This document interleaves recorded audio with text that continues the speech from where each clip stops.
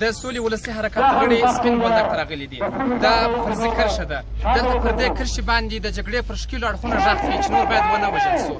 له دغه ځای څخه پر طالبانو غږ کوي چې نور باید موږ ونه وژني. له دغه ځای څخه پر پاکستان غږ کوي چې د افغانستان په داخلي چارو کې لاسوهنه بنده کړي.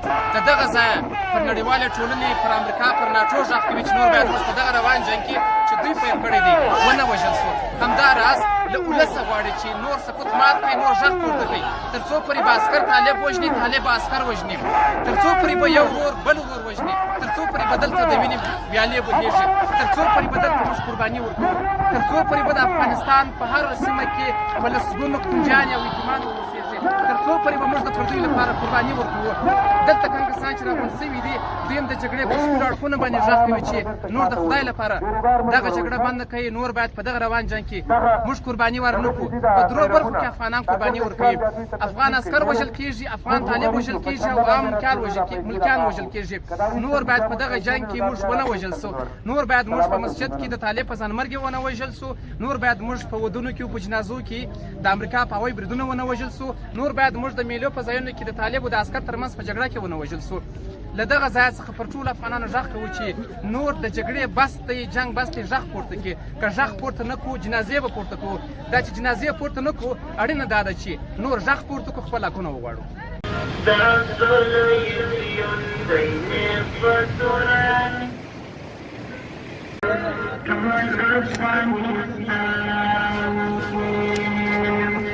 ټول افغانستان کې موږ د سولې بیرغ دنګ غواړو. دا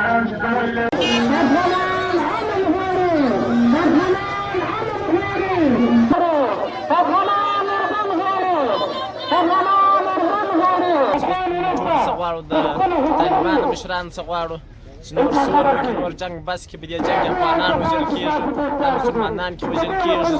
زموږ د هېواد خرابېدل دی، کې ټول هېوادونه جوړ، زموږ هېواد بس پاته دی. یوازینی جنګ دی زموږ په هېواد کې راغلی دی او دا خلک یې ټوله در په دره کړي دي. ټول خلک د ګاونډي واده صدا غواړو چې باید په افغانستان کې سوله راسي، زموږ سره په دا کې کومک وکړي.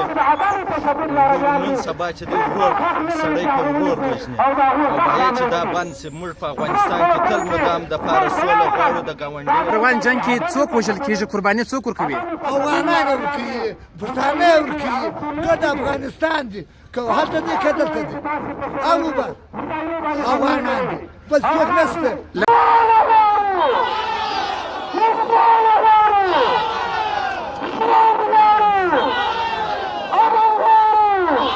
روان جنګ کې موږ د یوې مرزامن هغه که طالب یې که عسکر یې که ولس ټوله د یوې مرزامن ټوله وژل کېږي.